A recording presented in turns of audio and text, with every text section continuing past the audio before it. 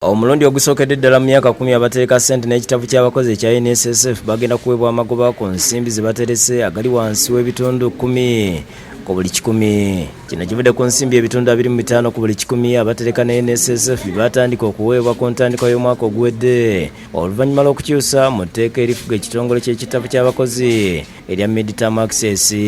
Olwaleero minisita omubeezi wa guno naguli mu ofiisi y'ebyensimbi Henry Musasizi alangiridde ebitundu 9 n'obutundutundu 65 ku buli 100 nga ze zigenda okuweebwa amakozi ng'amagoba ku nsimbi ze batereka n'ekitavu. The NSSF board, management and staff once again for delivering on your promise to grow the value of the members' savings.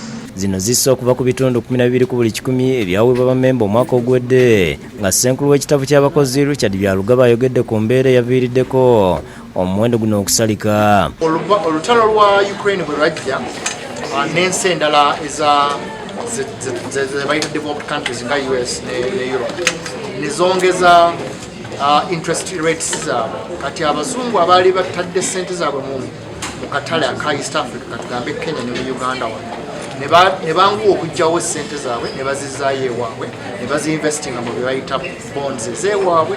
Wabula ekitavu kyeyongedde okukulira ku bitundu 9 ku buli 10 era Byalugaba atubuulidde ku bibayambye okutuuka ku kino. Bonds zaffe ze twali tuguze mu Tanzania, mu Kenya ne wane Uganda interest yagenda waggulu. Ye minisita ow'ekikula ky'abantu Betty Amongi alajanidde abatereka ne NSSF okutta ku bigere nga bajja ensimbi basobole okufunamu ekiwera mu biseera byabwe eby'obukadde. So as much as the law enacted permits you to withdraw your money mid-term, I am still pleading with you that try every other option and it should be the last option for you to come for mid-term access.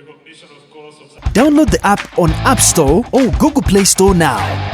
Vision Digital Experience, the future of media.